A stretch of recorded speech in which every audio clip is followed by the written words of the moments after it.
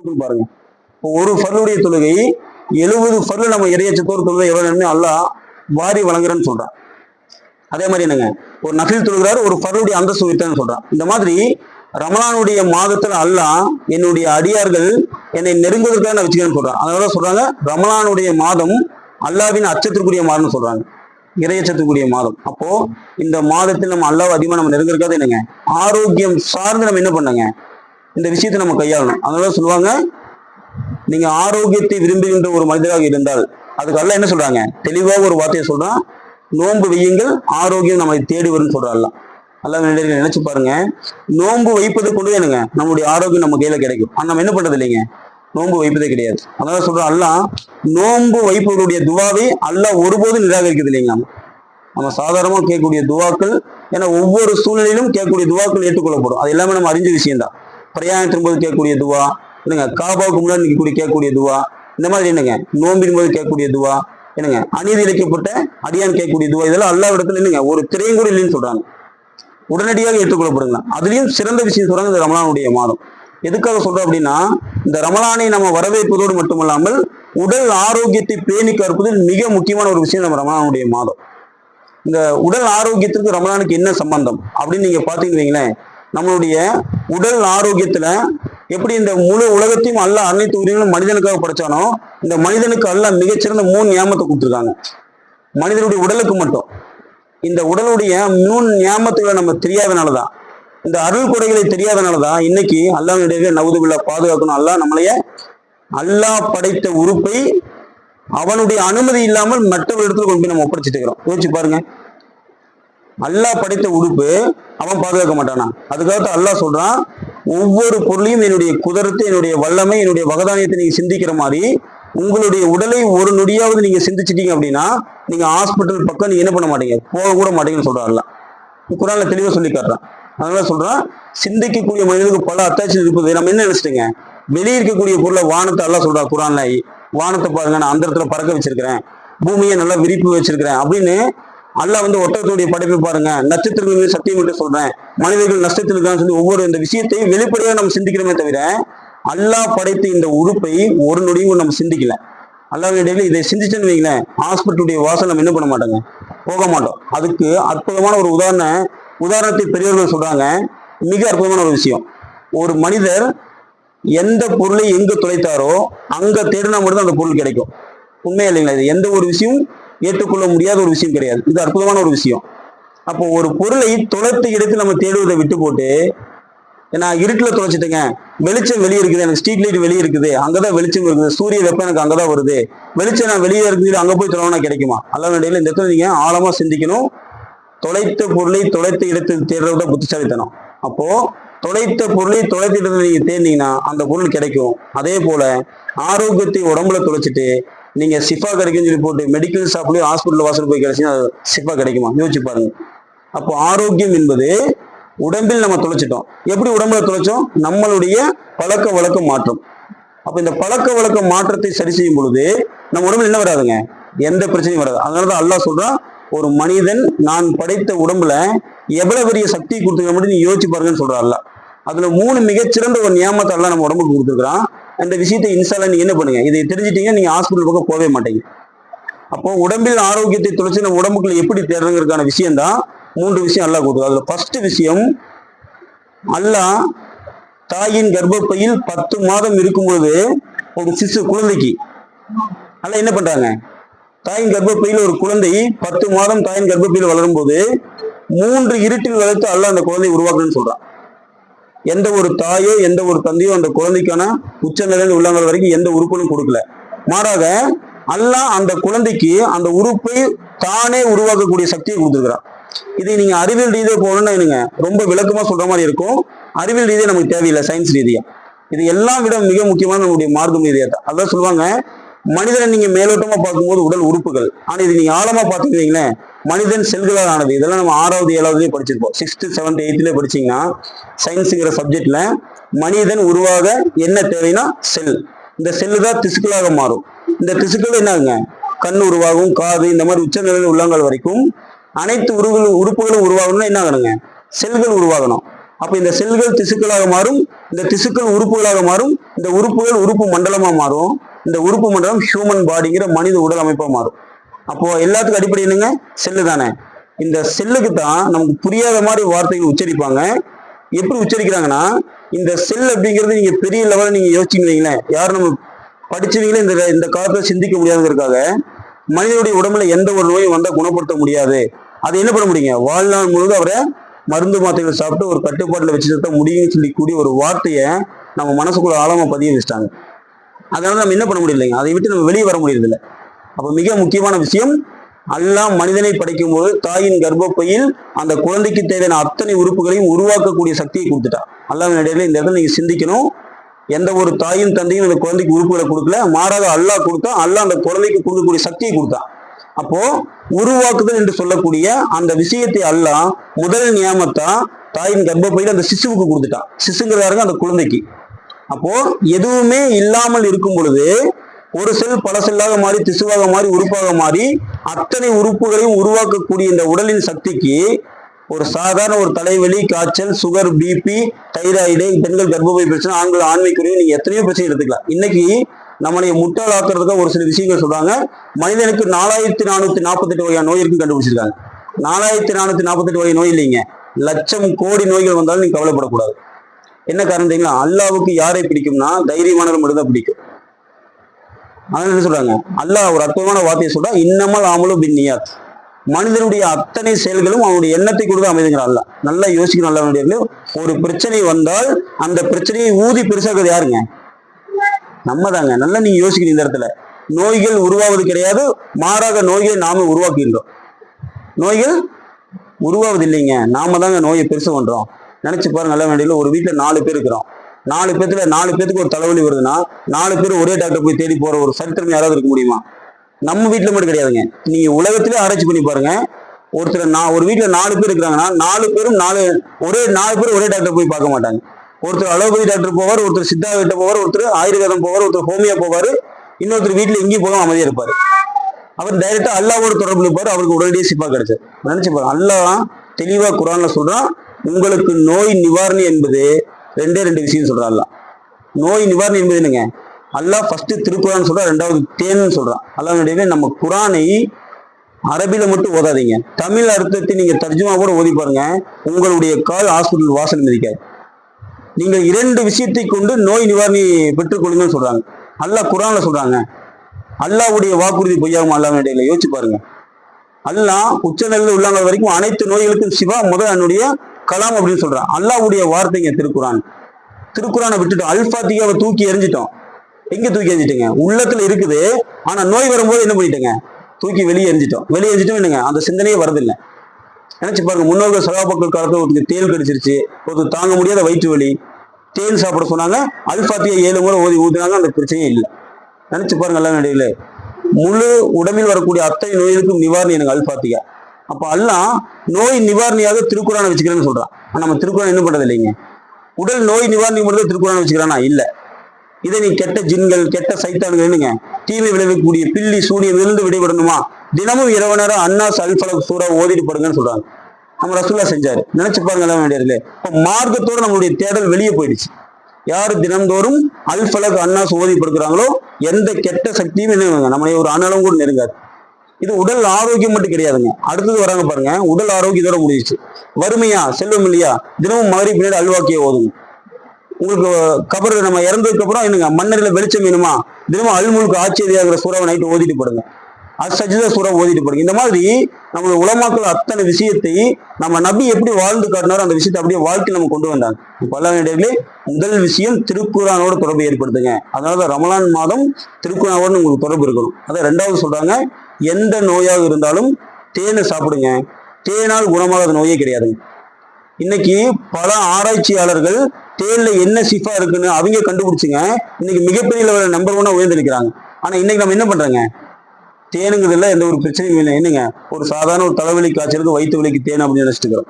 அல்லாஹ் தேன் சாப்பிட்டீங்கன்னா குணமாகாத நோயே கிடையாதுங்க. இன்னைக்கு அக்யூட் டிசீஸ் என்று சொல்லக்கூடிய என்னங்க திடீர் பிரச்சனைகள், கிரானிக் டிசீஸ் என்று சொல்லக்கூடிய நாள்பட்ட நோய்கள் அத்தனைக்கும் சிஃபா தேன்ல இருக்குதுங்க. இன்னைக்கு மற்றவர்கள் ஆராய்ச்சி செஞ்சு கண்டுபிடிக்கிறாங்க. இன்னைக்கு அல்லாஹ் என்ன பண்ணிட்டாங்க, 1400 வருஷம் கூட நம்மளுடைய நபி கையில அல்லாஹ் கொடுத்துட்டான். தேன் என்பது நபியுடைய வார்த்தை இல்லைங்க, தேன் என்பது அல்லாஹ்வுடைய வார்த்தை, அல்லாஹ்வுடைய கட்டளை அது. அப்ப அல்லாஹ் எதுக்காக சொல்றோம்னா, எப்படி ஒரு தாயின் கர்ப்பப்பையில் குழந்தை தனக்கு தேவையானதை தானே உருவாக்குச்சோ, அப்போ முதல் விஷயம் என்னங்க, தனக்கு தேவையானதை தானே உருவாக்குச்சோ உடம்பில் வரக்கூடிய எல்லா பிரச்சனையும் வெளி பண்ணிடுங்க, தானே குணப்படுத்திடும். இதுக்காக நம்ம என்ன பண்றது இல்லை தெரியுங்களா, இந்த ரெண்டாவது விஷயத்துக்கு நம்ம இடம் கொடுக்கறது கிடையாது. இந்த இரண்டாவது விஷயம் தெரியுங்களா, மிக முக்கியமான விஷயம், குணமாக்குதல் நிகழ்வு. இன்னைக்கு நீங்க எதையெல்லாம் நோயின்னு நினைச்சிட்டு இருக்கிறீங்களோ அதுல என்ன இல்லைங்க, நோயே கிடையாதுங்க. இப்போ 3 நியமத்துல முதல் நியமத்தினுங்க, ஒரு சிசு எப்படி அத்தனை உறுப்புகளையும் உருவாக்கக்கூடிய சக்தி எல்லாம் தாயின் கர்ப்பப்பையிலே கொடுத்துட்டானோ, அப்போ உருவாக்குதல் நிகழ்வுல நீங்க எந்த தொந்தரவும் பண்ணல, அது ஆட்டோமேட்டிக்கா உருவாயிருச்சு. அப்ப எல்லாத்தையும் உருவாக்கக்கூடிய இந்த சக்திக்கு ஒரு பிரச்சனை வந்தாலும் தன்னைத்தானே குணப்படுத்தாதுங்களா, குணப்படுத்தல. இதுக்கான உதாரணம் தான் இரண்டாவது விஷயம், குணமாக்குதல் நிகழ்வு. இந்த 3 விஷயத்தை எல்லா வாழ்க்கையில நீங்க மறந்துடக்கூடாது. இரண்டாவது விஷயம் என்னங்க, குணமாக்குதல் நிகழ்வு. இந்த குணமாக்குதல் அப்படின்னா நம்ம நினைச்சுக்கிறோம் உடம்புல வரக்கூடிய நோய் குணமாறதுக்கு என்னங்க, என்னுடைய ஜனாசா தொழுக போனதான் குணமாக நம்ம நினைச்சிக்கிறோம். ஏன்னா அந்த மாதிரி தான் நம்மளுடைய மனநிலையை மாத்திட்டாங்களா வேண்டியார்களே. நினைச்சு பாருங்க, நம்மளுடைய மனம் சரியாகாமல் நம்மளுடைய உடல் சரியாகாதுங்க. இன்னைக்கெல்லாம் நம்ம என்ன பண்றோம்னா, உடலுக்கு ட்ரீட்மெண்ட் எடுத்து போயிட்டு இருக்கிறோம். உடலுக்கு ட்ரீட்மெண்ட் கிடையாதுங்க, உள்ளத்துக்கு தான் ட்ரீட்மெண்ட். அப்போ உள்ளம் சரியானால் உடல் ஆட்டோமேட்டிக்கா சரியாகும். அதனால ரெண்டாவது விஷயம் சொல்றோம், குணமாக்குதல் நிகழ்வு. இந்த குணமாக்குதல் நிகழ்வுல இந்த இடத்துல நான் சொல்லக்கூடிய விஷயத்துல இது எல்லாம் யாரெல்லாம் இதுவரைக்கும் நீங்க நோய் நினைச்சீங்களோ இது எல்லாம் நோய் கிடையாது, தன்னைத்தானே குணப்படுத்தக்கூடிய நிகழ்வு. எப்படி பிரபஞ்ச சக்தின்னு சொல்லுவாங்க தெரியுங்களா, நிலம், நீர், காற்று, ஆகாயம், நெருப்பு, இந்த 5 மூலத்தை விஷயம் அல்ல என்ன பண்ணாங்க, எல்லா உயிரினத்துக்கான சக்தியை கொடுத்து மனிதனே 5 மூலத்தோடு தான் படைச்சிருக்கிறான்.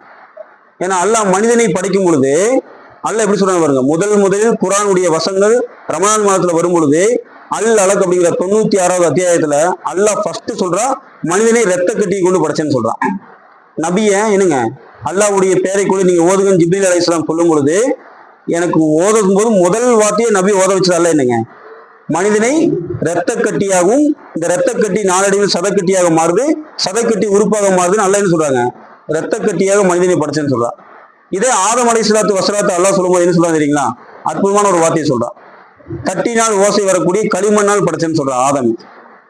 ஆனா ஆதமுடைய சந்ததியை நம்மளே சொல்றான், நீர் துளிகள்ல படைச்சேன்னு சொல்றான்ல, நீரை கொண்டு படைச்சேங்கிறான். நினைச்சு பாருங்க அல்ல வேண்டியர்களே, இந்த பிரபஞ்ச சக்தி 5ஐ கொண்டு அல்லாஹ் ஜல்ல ஷானுவுத்தால் என்ன பண்றாங்க, நம்மளுடைய உடம்புல 5 தன்மையும் வச்சிருக்கிறான். அதனாலதான் பிரபஞ்ச சக்தியில எந்த மாற்றம் ஏற்பட்டாலும் நமக்கு மாற்றம் ஏற்படும். அதனாலதான் ஒரு அற்புதமான ஒரு விஷயத்தை சொல்றாங்க, இந்த பிரபஞ்ச சக்தியில் மாற்றம் ஏற்பட்டால் அது சார் நம்ம உடம்புல மாற்றம் ஏற்படும்.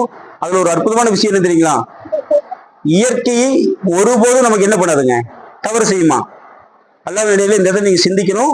இயற்கை என்று சொல்லக்கூடிய பிரபஞ்ச சக்தி சூரியன் உதிப்பதை நிறுத்திவிட்டால் நமக்கு ஃபுல்லா என்ன ஆயிருங்க, 24 மணி இருட்டாயிரும். பகல் அப்படிங்கிற வெளிச்சமில்லையே என்ன ஆயிருங்க, இருட்டாயிரும். புரியுது இல்லைங்களா. பூமி நல்லா இருக்கிற வரைக்கும் நம்ம நல்லா இருக்கிறோம், நல்லா பாதுகாக்கணும். பூமி கொஞ்சம் விரிசலாச்சுன்னு யாரையும் உட்கார முடியாது. அப்போ இயற்கை ஒருபோதும் தவறு செய்ய நினைப்பதில்லை, அல்லாஹ்வின் நாட்டம் இல்லாத வரைக்கும். அதே போல உடல் ஒருபோதும் நமக்கு தீங்கிழைக்க நினைக்காது. இந்த விஷயத்தை நம்ம என்ன பண்ணிட்டோங்க, மறந்துட்டோம். அப்போ உடல் ஒருபோதும் நமக்கு தீங்கிழைக்காது. இதுல யாரெல்லாம் மாற்றுக்கிறது தெரிவிக்கிறீங்க, தெரிவிக்க முடியாது. நம்ம உடல் ஒருபோதாவது நமக்கு தீங்கு நினைவிக்குங்களா, தீங்கிழைக்க நினைக்காது. இதுக்கு உதாரணம், ஒரு மெழுகுவத்தி இங்க எரியுதுன்னு வைங்களேன், இந்த மெழுகுவத்தில யாராவது நம்மளுடைய கை கொண்டு போய் வைப்போமா, ஏங்க எல்லாரும் வைப்போமா, ஏன் வைக்க மாட்டோம். அந்த மெழுகுவத்தி நமக்கு சுடுன்னு தெரியும், சுடுன்னு தெரியும் தானே. அப்போ வெளிப்புறத்தில் ஒரு தீ நெருப்பு எரியும் பொழுது நம்மளுடைய உடல் அந்த நெருப்புல பட்டா சுடும் என்று தெரியக்கூடிய இந்த உணர்வை எல்லாம் நமக்கு கொடுத்துருக்கானே, அப்ப நம்ம உடம்புக்குள்ள ஒரு பெரிய பிரச்சனை வர நம்ம உடம்பு ஏத்துக்குமா, யோசிச்சு பாருங்க. சாதாரண ஒரு விஷயம், இந்த சாதாரண ஒரு விஷயத்துக்கு நம்ம உடல் ஏற்றுக்காத போது நமக்கு வலிக்கிற ஒரு உணவு ஏற்படுத்துதுன்னா நம்ம உடம்புல வரக்கூடிய மிகப்பெரிய பிரச்சனை உடம்பு ஏத்துக்குமா, யோசிச்சு பாருங்க. அப்ப இந்த இரண்டாவது விஷயம், குணமாக்குதல் நிகழ்வை நம்ம நோயின்னு நினைச்சுக்கிறோம். இன்னைக்கு தும்மல் வந்தா நோய் நினைச்சுக்கிறோம், சளி பிடிச்சா நோய் நினைச்சுக்கிறோம், இருமல் வந்தா நோய் நினைச்சுக்கிறோம். உண்மைதானே. நினைச்சு பாருங்க, ஒரு வீதியில நடந்து போறோம், ஒரு டஸ்ட் உள்ள போகுது, அந்த தூசுங்கிறது ஒண்ணு உள்ள போன அடுத்த செகண்ட் தும்மல் வர வைக்கிறான்னு அல்லாஹ், அது நோயா, நோய் இல்லைங்களா, ஆரோக்கியத்தின் வாசலுங்க அது. வெளியே போறீங்க, ஏதாவது வீடு சுத்தம் பண்றாங்க, வெளியே தெருக்குள்ள போகும்போது அந்த குப்பையை உள்ள மூக்குக்குள்ள போகும்பொழுது இந்த மூக்குக்கு அடுத்து தொண்டைன்னு ஒரு உறுப்பு இருக்கு, பேரிங்ஸ், அதுக்கடுத்து லேரிங்ஸ் ஒரு உறுப்பு இருக்கு, குரல் வலை. இந்த குரல் வலிக்கு பக்கத்துல ஒரு உறுப்புக்கு ட்ரக்கியா மூச்சு குழாய்னு சொல்லுவாங்க. இதெல்லாம் வந்து உங்க அனாட்டமி சார்னு சொல்லும்போது தெளிவா சொல்லுவாங்க. என்னங்க மருத்துவர் அது நம்ம புரியாத மாதிரி வார்த்தை உச்சரிப்பாங்க. அப்போ இந்த மூச்சுக்குழாய் கீழே என்னங்க லங் அப்படிங்கிற நுரையீரல். இப்ப இந்த நுரையீரலுக்கு ஒரு விஷயத்தை காற்று மூக்கு எடுத்துட்டு போகும்போது இதை சார்ந்து இத்தனை உறுப்புகள் நமக்கு லைனா இருக்கும் பொழுது தும்மல் அப்படிங்கிற ஒரு விஷயம் அல்ல எப்ப வர வைக்கிறான், ஆகாத ஒரு பொருளை உள்ள போனா நுரையீரல் ஏற்றுக்காது அப்படிங்கிறதுக்காகத்தான் உடனடியாக இந்த ட்ரக்கியாங்கிற மூச்சுக்குழாய், உணவு குழாய்க்கு பக்கத்துல ஈசோபேகஸ்னா உணவு குழாய், ட்ரக்கியான மூச்சுக்குழாய், இந்த மூச்சுக்குழாய் என்ன பண்ணா இதுக்கு மேல உள்ள அனுப்பிச்சா நுரையீரல் பலவீனம் ஆயிரும் சொல்லி உடனடியாக வெளியேற்றக்கூடிய மிகச்சிறந்த ஒரு பாதுகாப்பு ஒரு உரையா இருக்குது. ட்ரக்கியாவுக்கு ஒரு உறுப்பு உரை கிடையாது, அது ஒரு உறுப்பு அற்புதமா செயல்படுது. அப்ப நம்ம என்ன நினைக்கிறோங்க, இது நோயின்னு நினைச்சுக்கிறோம். நல்லா யோசிக்கணும். எப்படி நம்ம வீட்டில் அந்நிய ஆண்களோ தெரியாதவர்கள் முகம் தெரியாதவர்கள் நம்ம வீட்டுக்குள்ள வந்தா ஏற்றுக்கொள்ள மாட்டோமோ, அதே போல உடம்பிற்குள் தேவையில்லாத ஒரு பொருள் உள்ள போகும்போது நம்ம உடம்பு ஏத்துக்காதுங்க. அப்போ இது சளி மட்டும் இப்படியா இல்ல. அப்ப இந்த தும்மல், ரன்னிங் நோஸு, சளி, இருமல், அடுத்து என்னங்க வீசிங் வருது, அது ஆஸ்துமாவா மாறுது, அடுத்து என்னங்க ஸ்கின் டிசீஸ் தோல் நோயா மாறுது, அடுத்து டாக்டர் எனக்கு டிசென்ட்ரி ஆகுது, வயிற்றுப்போக்கு ஆகுது, அது எனக்கு என்னங்க ரொம்ப மூட்டா வலிக்குது, உடம்புல என்னங்க உச்சநிலையில உள்ளவங்க வரைக்கும் கொஞ்சம் தலைவலி தோள்பட்ட வழியா மாறுது, மூட்டு வழியா மாறுது, இந்த மாதிரி உடல்ல வரக்கூடிய எல்லா வழியிலாக இருந்தாலும் சரி.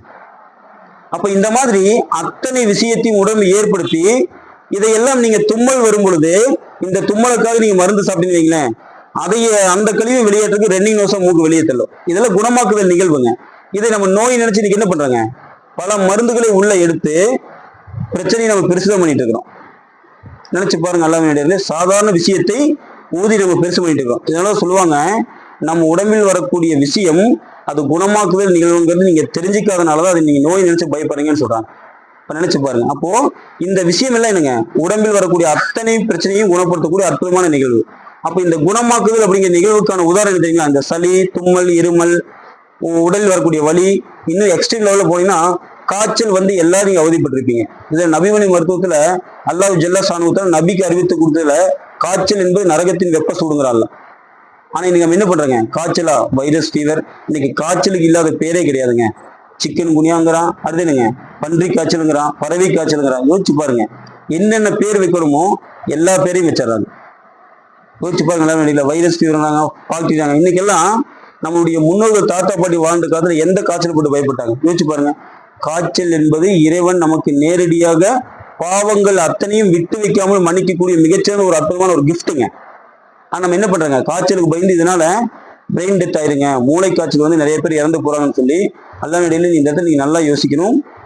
யாரெல்லாம் நீங்க டிவி, சீரியல், நியூஸ் பேப்பர்லாம் பார்க்காம இருக்கிறீங்களோ அவர்கள் அல்லாஹ்வுடைய பாதுகாப்புல வந்துருவோம். இது சாதாரண விஷயமும் உங்களுக்கு தெரியுங்க. என்ன காரணம் தெரியுங்களா, எந்த ஒரு டிவி, நியூஸ் பேப்பர் ஆகட்டும், மற்ற நம்ம வாட்ஸ்அப்ல பார்க்கக்கூடிய ஃபேஸ்புக், இது எல்லாத்தையும் நீங்க பாருங்க, டெலிகிராம் எல்லாத்துலயும் பாருங்க, நன்மையான விஷயம் ஒரு இது கூட வராது. டாக்டர் நான் நன்மையான விஷயத்தை நான் பார்த்ததுல வந்து நான் விஷயத்தை நல்லா கெட்டியா பிடிச்சி நான் நல்லா முன்னேற்றம் சொல்லக்கூடிய ஒரு நபர் இருக்க மாட்டாங்க. நல்லா பாருங்க, நெகட்டிவான விஷயத்தை அத்தனையும் போட்டு மனிதனையும் ஆஃப் பண்ணக்கூடிய ஒரே விஷயம் அவனுடைய மனசு தாங்க. அப்ப எல்லாம் இடையில நல்லா யோசிக்கணும். நம்மளுடைய உள்ளம் பலவீனமாகும் போது உடல் என்ன சொன்னாலும் கேட்காதுங்க. ஆனா உடல் பலவீனமா இருக்கும்போது உள்ளத்துக்கு உறுதி கொடுத்து பாருங்க, உள்ளத்தினுடைய உறுதியில உடல் ஆட்டோமேட்டிக்கா வந்துடும். அதனாலதான் நம்மளுடைய நபி அற்புதமான ஒரு வார்த்தை சொல்றாங்க, உள்ளத்தில் நோயை சரி செய்யாமல் உடலை குணப்படுத்த முடியாது. அதனால அல்லாஹ் சொல்றாங்க, ஒவ்வொரு நோய்க்கும் ஒரு சிஃபா இருக்குது, அந்த சிஃபாகவே நிவாரணம். அந்த நிவாரணம் சரியாக அமைந்து விட்டால் நோயை பற்றி கவலை இல்லை. அந்த நிவாரணம் என்னங்க, குணமாக்குதல் அப்படிங்கிற விஷயத்தை நீங்கள் விட்டு வேடிக்கை பார்த்தா போதுங்க. என்ன பண்ணுங்க, அல்லாஹ் இடையில சளி பிடிச்சா நம்மளுடைய முன்னோர்கள் செய்த மிகச்சிறந்த ட்ரீட்மெண்ட் என்ன தெரியுங்களா, சளி பிடிச்சா காரசாரமா மிளகு ரசம், ஆட்டுக்கால் சூப்பு அந்த மாதிரிலாம் வச்சு கொடுத்ததுல ரெண்டாவதுங்க, செகண்டரியான ஒரு விஷயம். முதல் விஷயம் என்ன தெரியுங்களா, யாருக்கு சளி பிடிச்சாலும் அவங்க முதலடியே பண்ணக்கூடிய விஷயம் மூக்கை தான் சிந்துவாங்க. நீங்க யாரை வேணா நீங்க பாருங்க, சளி பிடிச்சிச்சுன்னா நம்ம அம்மா கிட்ட, குழந்தைகளாகட்டும் அம்மா அப்பா கிட்ட சொல்றதுக்கு முன்னாடியே ஒரு கர்ச்சீப்பு கையில வச்சுக்காங்க, சளியை சிந்திட்டே இருப்பாங்க. அப்ப சளியை குணப்படுத்தக்கூடிய மிகச்சிறந்த ட்ரீட்மெண்ட் என்னங்க, மூக்கை சிந்துறது தான். நினைச்சு பாருங்க. எல்லாம் இந்த குணமாக்குதல் நிகழ்வுல அல்லாஹ்வுடைய மிகப்பெரிய நியமத், சிறுநீர் எப்படி வேண்டாம்னு சொல்லி அல்லாஹ் சிறுநீரகத்தை வைத்து ஃபில்டர் பண்ணி வடிகட்டி யூரினை தினந்தோறும் வெளியேற்றுகின்றானோ, அதே போல மலம் என்பது வேண்டாம்னு சொல்லி மலக்குடல் வழியாக பெருங்குடல் எல்லா வேலையும் செஞ்சு ரத்தங்கிற மலக்குடல் வழியாக வெளியேற்றுகிறானோ, அதே போல நம்ம உடம்பில் எப்பொழுதெல்லாம் தேவையில்லையோ நம்ம கண்ணுக்கு தெரியாத வியர்வை துவாரங்கள் இருக்கும்.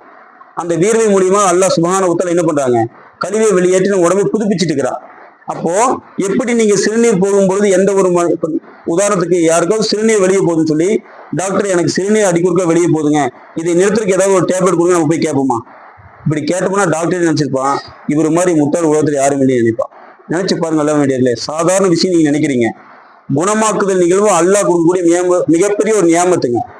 அப்போ சிறுநீர் வெளியேறுவது எப்படி அல்லாஹ் தேவையில்லாத கழிவை வெளியேற்றுகின்றானோ, எப்படி மலத்தை வெளியேற்றுகின்றானோ, எப்படி வீரவை வெளியேற்றுகின்றானோ, அதே போல இந்த தும்மல், ரென்னிங், சளி, நெஞ்சு சளி, என்னங்க இருமல், காய்ச்சல், இதெல்லாம் அல்லாஹ் கொடுக்கக்கூடிய இரண்டாவது விஷயம் குணமாக்குதல் நிகழ்வு. இதை நீங்க என்ன பண்ணுங்க, அந்த உடம்பு என்ன சொல்லுதோ அதுக்கு நீங்க ஒத்துழைப்பு கொடுத்தா போதும். இது இரண்டாவது விஷயம். மூன்றாவது விஷயம் தெரியுங்களா? இதுலதான் நம்ம எல்லாருமே தப்பு பண்ணிடுவோம். அல்லாஹ் கொடுத்த நியாமத்திலே மிகச்சிறந்த ஒரு மூன்றாவது விஷயம், அற்புதமான ஒரு விஷயம் எடுங்க, அறிவித்தல் நிகழ்வு. இந்த அறிவித்தல் நிகழ்வு தான் நம்ம என்ன பண்ணுவோம் தெரியுங்களா? எல்லாரும் நோயினுடைய விஷயத்தினுடைய வாசலை திறந்து வச்சுக்குவோம்.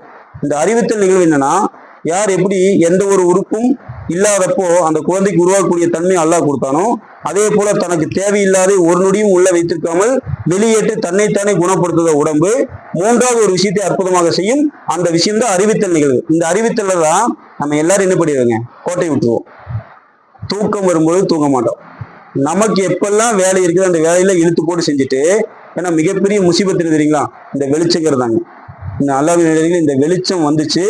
அல்லாஹ் ஜல்ல ஷானு தஆலா குர்ஆன்ல தெளிவா சொல்றான், மனிதனுக்கு பகல் நேரம் உழைப்புக்கான நேரம், இரவு நேரம் ஓய்வுக்கான நேரம். ஆனா இது நம்ம என்ன பண்றோங்க, இது யாரெல்லாம் அல்லாஹ்வுடைய வார்த்தை நம்ம நம்புறோமோ அவர்கள் அல்லாஹ்வுடைய பாதுகாப்பு, நபியுடைய வாழ்க்கையில ஆரோக்கியத்தை நம்மளுடைய கையில வச்சுக்கிறாங்க. ஆனா இது நம்ம என்ன பண்றோங்க, பகல் நேரத்துல கொஞ்சம் ஓய்வு எடுத்துக்கிறோம், இரவு நேரம் 11 மணி ஆனாலும் நம்ம வீட்டுல லைட் ஆஃப் ஆகிறதே இல்லை. நினைச்சு பாருங்க எல்லாம் வேண்டியது. சாதாரண விஷயம் கிடையாதுங்க. நோயின் என்ன சொல்றாங்கன்னா தலைவாசல் சொல்றாங்க. நோயின் தலைவாசல் எது தெரியுங்களா? மனிதன் தூக்கத்தை அவனுடைய இஷ்டத்துக்கு தள்ளி போறதான் சொல்றாங்க.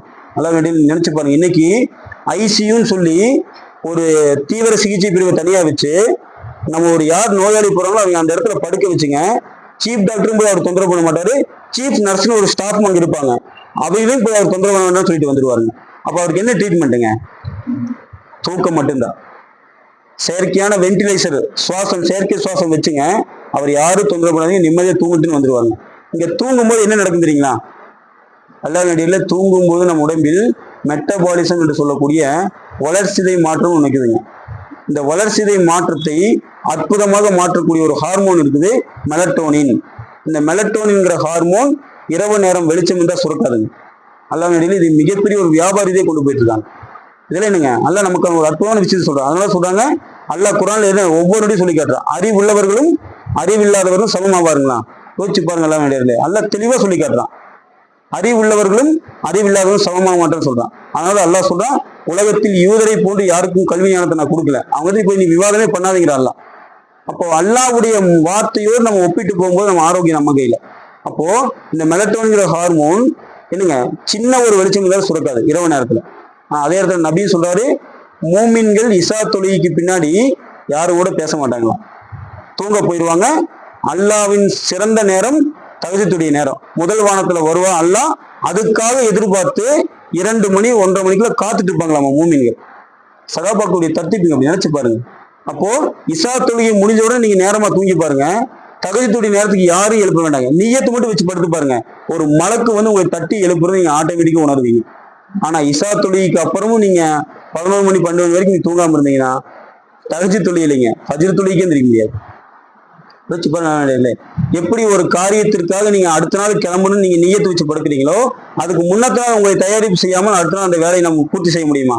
வச்சு பாருங்க. நாளைக்கு ஒரு நிக்காவுக்கு போகணும், அந்த நிக்காவுக்கு எப்படி நம்ம முன்னத்தான் நம்ம தயார் செஞ்சுக்கிறோம், என்னென்ன பொருட்கள் வேணுமோ எல்லாத்தையும் வாங்கி வச்சுக்கிறோம். அந்த மாதிரி உடல் ஆரோக்கியத்திற்கான தலைவாசல் மிக அற்புதமான ஒரு நேரம் இரவு நேரம்.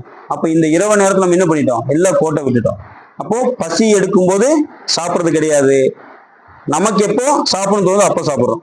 நினைச்சு பாருங்க எல்லாம் வேண்டியது. தூக்கம் வரும்போது தூங்குறது இல்லை, நமக்கு எப்போ எல்லா வேலையும் முடியுதோ அப்போ நம்ம தூங்க போறோம். நினைச்சு பாருங்க. தாகம் எடுக்கும்போது தண்ணி குடிக்கிறது இல்லை, தாகமே எடுக்காதப்போ டாக்டர், நான் ஒரு டாக்டர்கிட்ட போய் நான் கன்சல்டேட் பண்ணுங்க, அவர் கன்சல்ட் பண்ணும்போது என்ன சொன்னாருங்க, ஒரு நாளைக்கு மனிதன் சராசரியாக 6 லிட்டர் தண்ணி குடிக்க சொன்னாரு. அதனால நான் என்ன பண்றேங்க, காலையில எந்திரிச்சோன்னே 1 லிட்டர் தண்ணி எடுத்து நான் கடகடன்னு நான் குடிச்சிடுறேன். இதை விட நோய் வரக்கூடிய விஷயம் எதுவுமே இல்லைங்க. எல்லாம் இல்லை. யோசிச்சு பாருங்க. இப்போ சாதாரணமா உங்களுக்கு புரியுற மாதிரி சொல்றேன், இப்ப நான் பேசிட்டு இருக்கிறேன், பேசும்போது எனக்கு தண்ணி தாகம் ஏற்படும், நீங்க உட்கார்ந்து கவனிக்கிறீங்க, உங்களுக்கு என்னை போன்று தண்ணி தாகம் ஏற்படுமா? யோசிச்சு பாருங்க. அப்போ எல்லா மனிதரும் சராசரியா ஒரு நாளைக்கு 8 லிட்டர் தண்ணி 6 லிட்டர் தண்ணி குடிக்கணும்னு சொன்னா இது எவ்வளவு பெரிய ஒரு முட்டாள்தனமான வார்த்தை. யோசிச்சு பாருங்க. அப்ப எந்த வேலையும் செய்யாமல் இருக்கிறவரும் 8 லிட்டர் தண்ணி 6 லிட்டர் தண்ணி குடிக்கணும்னா வெயில்ல போய் கஷ்டப்படுறவரு, மூட்டை தூக்கி கஷ்டப்படுறவர்களுக்கெல்லாம் அதே தரத்துக்கு சொன்னா எப்படி நினைச்சு பாருங்க. அதே விஷயம் சொன்னா அவர் ஏத்துக்குவாருங்களா? யோசிச்சு பாருங்க.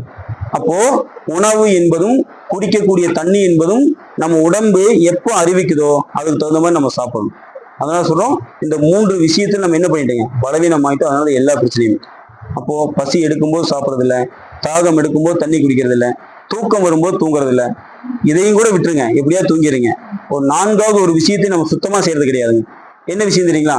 யாரெல்லாம் தோள்பட்ட வலிங்க டாக்டர், எனக்கு மூட்டு வலி, இடுப்பு வலி, கால் வலி, குதிகால் வலி, எனக்கு பாதை எரிச்சல் அப்படின்னு நீங்க போறீங்க ஹாஸ்பிட்டலுக்கு அப்படின்னா நம்மளை விட அறியாமல் இருக்கக்கூடிய ஆள் யாருமே கிடையாது. இந்த 4வது விஷயத்தை நீங்கள் செய்தீங்கன்னா எந்த ஹாஸ்பிட்டலுக்கு போக மாட்டீங்க. அந்த 4வது விஷயம் என்ன தெரியுங்களா? ஓய்வு. யாரெல்லாம் ஓய்வு கொடுக்குறீங்க யோசிச்சு பாருங்க. இன்னைக்கு டாக்டர் நான் வீட்டுல இருந்தா தாங்க எல்லா வேலையும் இழுத்து போட்டு செய்ய முடியும், நான் செய்யலைன்னா எந்த வேலையும் செய்யாது அப்படின்னு நான் சொல்லும்போது 0% இருந்து 1% வலி ஆரம்பிக்கும் பொழுது நீங்க எல்லா வேலையும் இழுத்து போட்டு செய்யும் பொழுது அந்த வலி 50% 100% எக்ஸ்ட்ரீம் லெவல்ல போயிடும். அதுக்கப்புறம் நீங்க ஓய்வெடுக்கக்கூடிய சூழ்நிலை வரும்பொழுதும் உடம்பு சொல்லுது நீங்க எந்த வேலையும் செய்ய வேண்டாம், ஓய்வெடுங்கன்னு சொல்லி. அப்போ அந்த ஓய்வை கொடுக்காமல் நீங்க வேலை இழுத்து போட்டு செஞ்சீங்கன்னா உடம்புல என்ன ஆயிருங்க, அப்நார்மலா எல்லா விஷயமும் நடக்க ஆரம்பிச்சு. யோசிச்சு பாருங்க. ஓய்வு என்பது என்ன தெரியுங்களா? பேசக்கூடிய எனக்கு சித்த நேரம் மௌனமா இருக்கிறது ஓய்வு, நடக்கக்கூடியவருக்கு சித்த நேரம் உட்கார்ந்து இருக்கக்கூடியது ஓய்வு, சிறிது நேரம். இதே மாதிரி அத்லட்டிக்ல ஓடக்கூடியவருக்கு கொஞ்ச நேரம் ஸ்லோ ஜாக்கிங் நடக்கிறது ஓய்வு. ஒருவர் உட்கார்ந்துட்டே வேலை செய்யறாரு, அவருக்கு பிசிக்கல் ஆக்டிவிட்டி இல்லை, உடம்புல உழைப்பே இல்லை, அவர் ஃபுல்லா சிஸ்டம் ஒர்க்கு, மென்டல் ஆக்டிவிட்டி தான் அதிகமா இருக்குது. அவருக்கு என்னங்க, உடல் உழைப்பு இல்லை, மைண்டுக்கு தான் வேலை, மூளைக்கு அதிகமாக வேலை கொடுக்காது. அவருக்கு என்ன தெரியுங்களா ஓய்வு? கொஞ்ச நேரம் வீட்டுல வேலை செய்யறதா ஓய்வு. அப்போ அந்த மாதிரி நம்ம வீட்டுல யாரெல்லாம் இருக்காங்க நீங்க என்ன பண்ணுங்க, அது ஆண்களா இருந்தாலும் சரி பெண்களா இருந்தாலும் சரி, என்ன பண்ணுங்க, உடல் உழைப்பு இல்லையா 2 கூட தண்ணி பிடிச்சி ஊத்துங்க. இந்த மாதிரி என்னங்க, வேற ஏதாவது ஒரு வேலையை நீங்க ஆண்களா இருந்தாலும் செய்ய சொல்லணும், பெண்களா இருந்தாலும் என்ன பண்ணுங்க மாத்தி செய்யணும். ஏன்னா பெண்கள் எல்லா வேலையும் நம்ம செஞ்சுனுங்க பல வகையான பிரச்சனையை உள்ள போட்டுக்கிறோம். அப்ப இந்த இடத்துல நீங்க நல்லா புரிஞ்சுக்கணும், நோய் என்பது நாமே உருவாக்குகின்றோம், நோய் வரது இல்லைங்க. இது ஒரு அற்புதமான விஷயத்தை இந்த இடத்துல நீங்க மனதில் ஆழமா பதிவு வச்சுங்க. சிம்பிளா ஏதாவது ஒரு சின்ன விஷயத்துக்குள்ள கரப்பாம்பூச்சி பார்த்து எல்லாம் பெண்கள் அதிகமா பயந்துக்குவோம். யாரெல்லாம் கரப்பாம்பூச்சி பார்த்தா பயந்துக்குவோங்க? இப்போ நிறைய பெண்கள் ஆண்கள் அளவுக்கு நல்ல தைரியத்தை கொடுத்துருக்குறான், அதனால எந்த ஒரு பிரச்சனையும் இல்லை. சாதாரண ஒரு சின்ன பூச்சியை பார்த்தாவே பயந்துக்குவோம். இது எதுக்காக சொல்றேன் தெரியுங்களா? கரப்பாம்பூச்சி ஒரு உதாரணம், மற்ற எல்லா விஷயத்தையும் பார்த்து என்ன பண்ணுவீங்க, திடீர்னு எல்லாம் பயந்துக்குவோம். இந்த இடத்துல குழந்தைகள் ஏதாவது ஒரு சின்ன விஷயத்தை பார்த்து பயந்துட்டாங்கன்னு வைங்களேன், நம்ம பெரியவர் சொல்லக்கூடிய விஷயம் என்னங்க, என்னடா பயந்தாங்குழியா இருக்கான்னு யாரெல்லாம் இந்த வார்த்தையை உச்சரிச்சிருக்கிறீங்க சொல்லுங்க?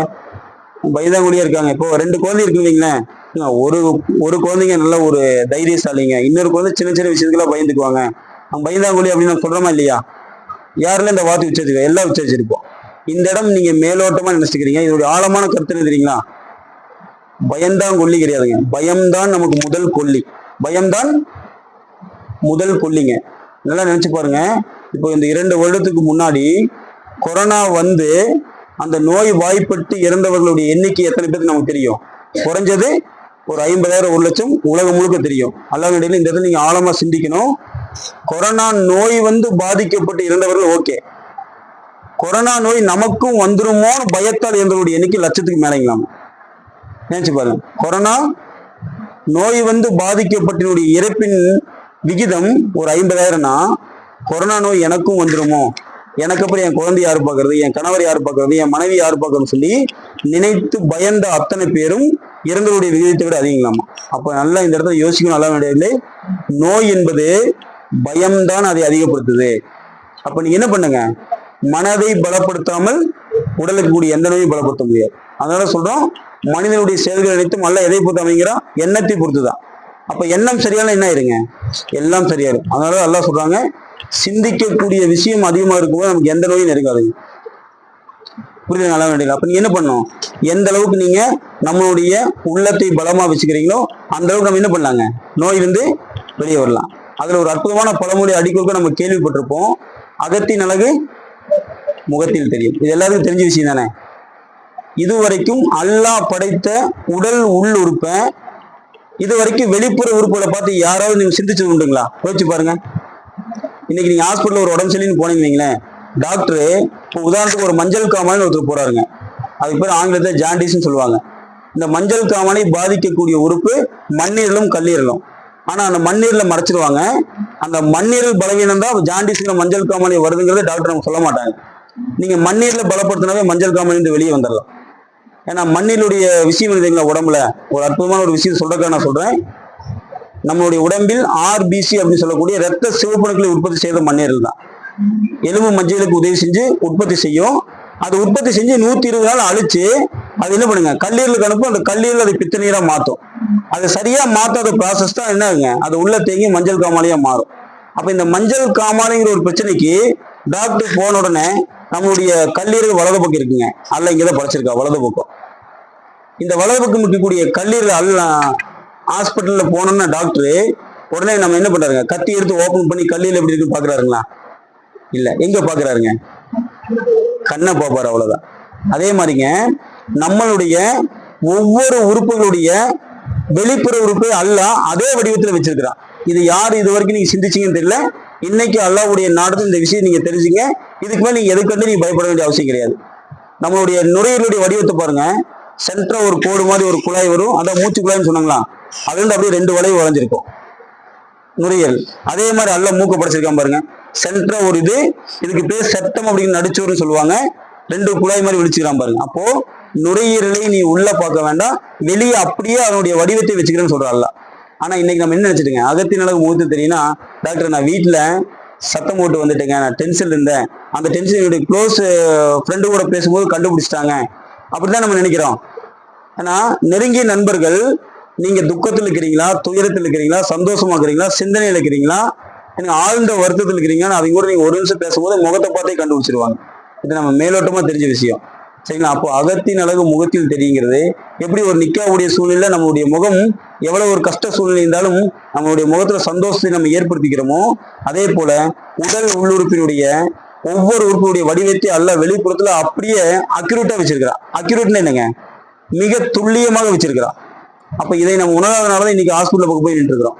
அப்போ நுரையீரலுடைய வடிவம் பாருங்க, வலது பக்கம் ஒரு வளைவு, இடது பக்கம் ஒரு வளைவு. அதே போல மூக்கு ஒரு செப்டங்கிற நடிச்சுவர், 2 குழாய். அப்போ நுரையீரலுடைய வடிவத்தை எல்லாம் மூக்குலயே வச்சிருக்கிறா, அப்படியே வடிவத்தை வச்சிருக்கிறா. இதை நம்ம சிந்திக்கணும். இரண்டாவது சொல்றான், கல்லீரலுடைய வடிவம் பாருங்க, கருஞ்சிவப்பு சாய்ந்த முக்கோண வடிவத்தில் இருக்கும், கண்ணு மாதிரியே நம்மளுடைய லிவர்ங்கிற கல்லீரல். அதே போல கண்ணுடைய வடிவம் எல்லாம் கல்லீரல் மாதிரியே வச்சிருக்கலாம்.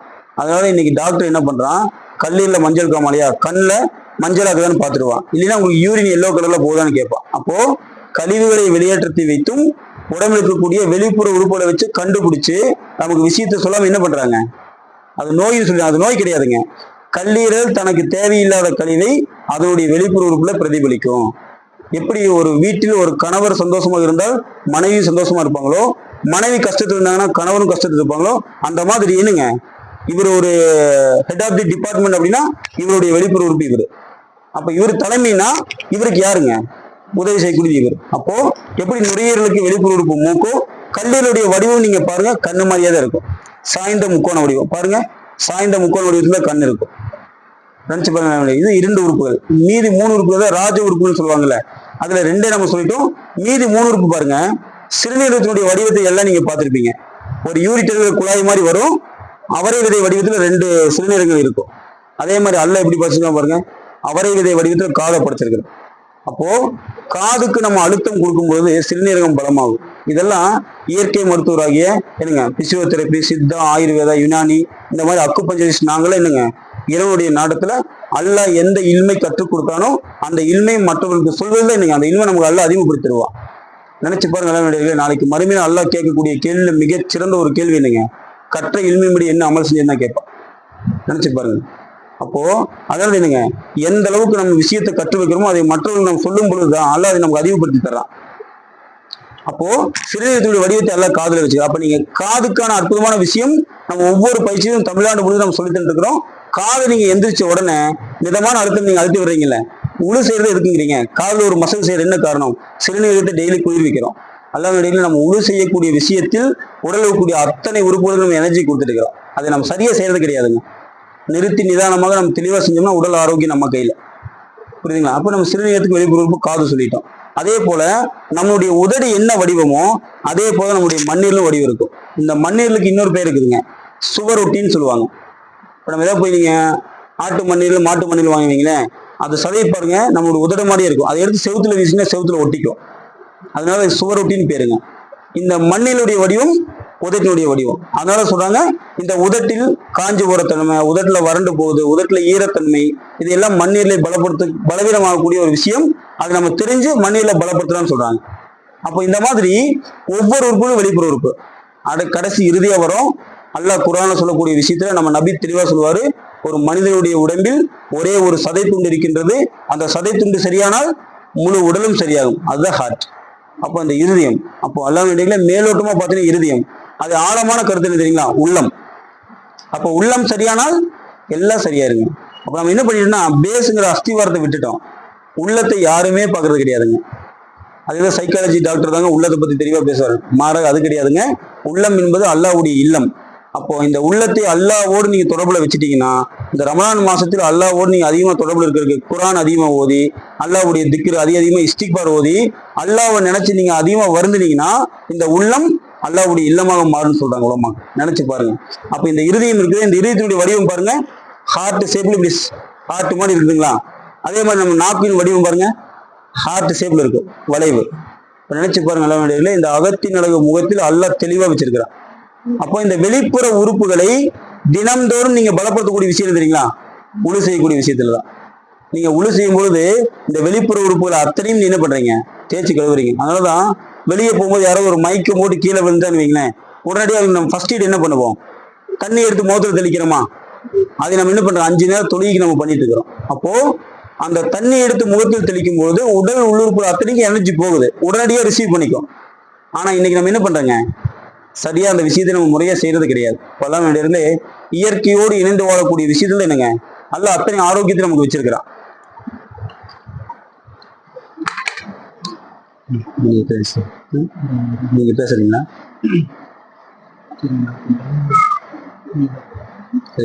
நீங்க பேசுறீங்களா? என்ன பேசுறேன்னா ஒரு 4 நிமிஷம் ஆரோக்கியத்தால் சொல்லிடலாம்.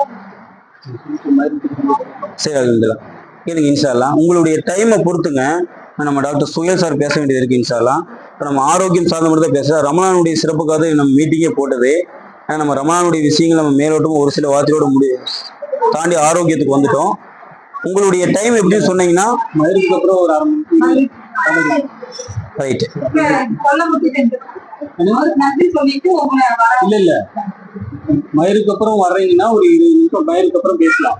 இப்போ இது கண்டினியூ பண்றாரு. ரொம்ப போர் அடிக்கிற மாதிரி இருக்குங்களா சப்ஜெக்ட் சார்ந்து போகும்போது? சரி ரைட். இப்போ நம்ம நோன்புக்கும் ஆரோக்கியத்துக்கும் ஒரு விஷயத்துக்கு கொண்டு வரலாங்களா? அல்லாஹ்வுடைய இது வரைக்கும் பேசுனது அல்லாஹ்வுடைய படத்தை நியமத்தை தெரிஞ்சுக்கிறதுக்காக. இப்ப பேசக்கூடிய விஷயம் தெரியுங்களா? 3 விஷயம் இருக்கு வாழ்க்கையில் நீங்க மறக்கக்கூடாது. எப்படி ஆரம்பத்துல 3 சொன்னமோ அதே போல 3 விஷயம். உலகத்திலேயே மிகச்சிறந்த மருத்துவர் யார் தெரியுங்களா? நம்மளுடைய உடல் தான். எப்படி உடலை மருத்துவம் சொல்ல முடியும்? யோசிச்சு பாருங்க. பசி எடுக்கும் பொழுது நமக்கு பசியை அறிவிக்கிறது யாருங்க? இப்போ குழந்தைகளுக்கு நீங்க சாப்பாடு செஞ்சு கொண்டு போய் பக்கத்துல வைங்க, அந்த குழந்தைக்கு பசி வைங்களேன், அந்த சாப்பாடு கண்டுக்கவே கண்டுக்காது. ஆனா குழந்தைகளுக்கு பசி இருக்கும்போது நீங்க சாப்பாடு வைக்காம விட்டு பாருங்க, அதுவே தானா வந்து எடுத்து போட்டு சாப்பிடும். உண்மைதானே? அப்போ நம்ம உடம்பில் பசி எடுக்கும்போது சாப்பிட சொல்றதும், தூக்கம் வரும்போது தூங்க சொல்றதும், ஓய்வு எடுக்கும்போது ஓய்வெடுன்னு சொல்றதும் நம்ம உடம்பு தான். அப்போ உடம்பை விட மிகச்சிறந்த மருத்துவர் இருக்க முடியுங்களா? அதனாலதான் நல்ல வேண்டியவர்களே திருக்குறள்ல 95வது அதிகாரம் இன்னைக்கு நீங்க வீட்டுல போய் எடுத்து பாக்குறீங்க. எத்தனை அதிகாரங்க? 95வது அதிகாரத்துல திருக்குறள் அவனுடைய தலைப்பு என்ன தெரியுங்களா? மருந்துங்கிற அதிகாரம். பேரு மருந்து. ஆனா அந்த மருந்துல திருவள்ளுவர் எந்த இடத்துலயுமே நீங்க வலியா பேராசிட்டமால் சாப்பிடுங்க, நீங்க காய்ச்சலா என்னங்க அதுக்கு வலிக்கான ஒரு டேப்லெட் போடுங்க, என்னங்க சுவாச பிரச்சனையா அஸ்தாலின் டேப்லெட், இந்த மாதிரி ஒவ்வொரு பிரச்சனைக்கும் ஒவ்வொரு டேப்லெட் பேர் வச்சிருக்காங்க. அது நமக்கு தேவையில்லை. மருந்துங்கிற அதிகாரத்தில் 10 குறளும் உணவை பத்தி மட்டும் தான் சொல்லியிருக்காரு. அப்ப இன்னைக்கு உணவுல நமக்கு அப்நார்மலா போயிடுச்சு. இன்னைக்கு பல பிரச்சனை அதனாலதான். அதான் உணவுடைய விஷயத்துல நம்ம நபி சொல்லக்கூடிய ஒரு வார்த்தை என்ன தெரியுங்களா? ஒவ்வொரு மனிதனும் அவனுடைய முதுகெலும்பு நேரம் நிக்கிற அளவுக்கு சிறிய கவலமே போதுங்கிறாரு. நபி என்ன சொல்றாருங்க? அவனுடைய முதுகெலும்பு, ஸ்பைனல் கார்டுங்கிற முதுகெலும்பு இப்படி ரொம்ப கூனி குறுகிய இருக்கிறவரு, சாப்பிடாம ரொம்ப எனர்ஜி இல்லாம இருக்கிறவருக்கு கொஞ்சம் கவலம் உணவு சாப்பிட்டு கொஞ்சம் நிமிர்ந்து உட்கார்ந்து முதுகு தண்டோட நேரம் இருந்தாவே போதுங்கிறாரு. அதுக்கும் மீறி என்னால முடியல, கொஞ்சம் சாப்பிட்டா தான் திருப்தியா இருக்குன்னு யாரெல்லாம் நினைக்கிறீங்களோ அதுக்கு ரெண்டாவது நம்ம நபி சொல்றாரு ஒரு அற்புதமான வார்த்தை, வயிற்றை மூணாக நீங்க பிரிச்சுக்கங்க. வயிற்றை மூணாக பிரிச்சுங்க. அந்த மூன்றாவது பிரிக்கிறதுல ஒரு அற்புதமான விஷயம் சொல்றாரு, உணவை ஒரு பகுதியாகவும் நீரை இரண்டாவது பகுதிக்காகவும், மூன்றாவது எம்டி பிளேஸுங்க. எம்டி பிளேஸ்னா என்னங்க? காற்று போறதுக்காக நம்ம வைக்கணும். ஆனா இன்னைக்கு நம்ம என்ன பண்றது தெரியுங்களா? சாப்பிட்றதுக்கு எப்படி பசியில உட்காடுறோமோ எந்திரிக்கும் போது மூச்சு வரைக்கும் சிரமப்படுது எந்திரிக்கிறோம். என்ன காரணம்னா வாங்க சொல்றாங்க சார்,